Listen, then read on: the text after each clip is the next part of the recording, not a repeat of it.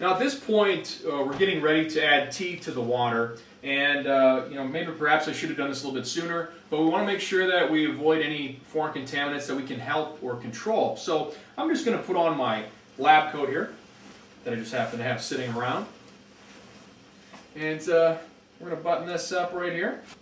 Now we're going to take this tea right here, and we're going to be adding it to our water. And now what I need to do is actually, I'm going to turn the water off. Okay, I'm going to take it down right below a boil, and when it stops boiling, I'm going to add this tea.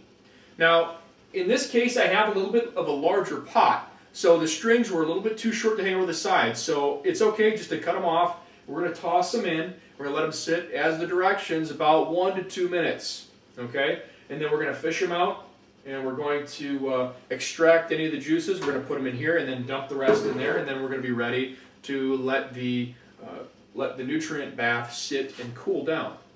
Again, that's why we have our thermometer here, so we can judge when would be the best time to add our starter liquid. Be adding the tea to the sugar water here.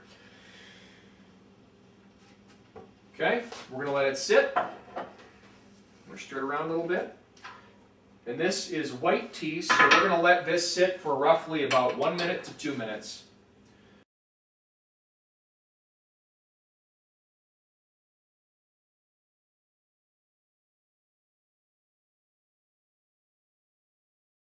Now, as you can see, take a look at here, we had one of the tea bags break open a little bit, so we're going to have to address that. That is okay, because we're going to improvise, and we're going to show you how to improvise a little bit. We're just going to fish these out. We're just going to put them in one of our containers here. Now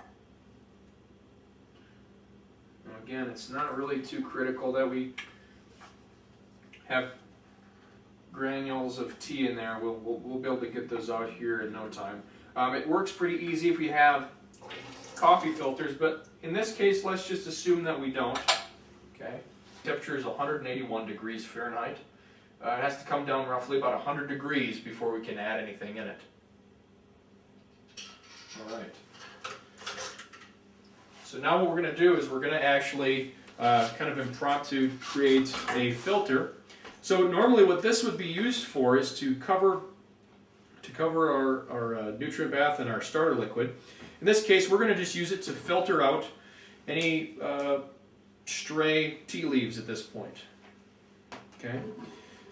I will add that we want to make sure that until the colony is well established, we want to make sure that everything is sterile and everything is clean and everything is safe. So having any of the other foreign bodies in there at this point could be detrimental to the colony. So we're just going to take this over here.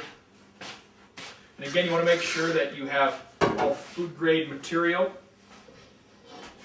We're just going to pour that in slowly.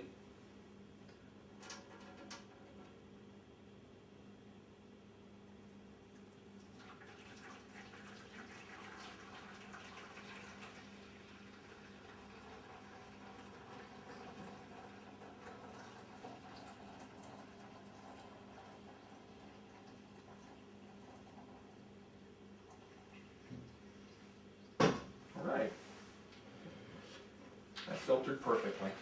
All the tea leaves are on top. And now we're ready to just let this cool down.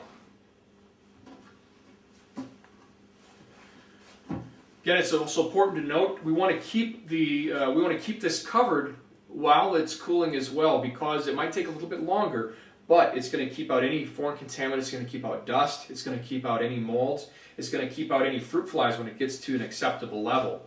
When I first started brewing kombucha, there have been times where I just created the tea mixture and I let it sit, and then I came back and I just threw it all out because I found a fruit fly in it. As to when the liquid cooled down to an appropriate temperature, they just fly right in. And so this is actually a good way to keep them all out. And this is how we're going to keep them out of our liquid here. As you can see right here, this one that we've already started already has a cloth on top, and it's protecting it. So this is the final product, and this is what we're after right here. So we're going to let this cool down, and when it does, we're going to come back and we're going to add our starter liquid right here.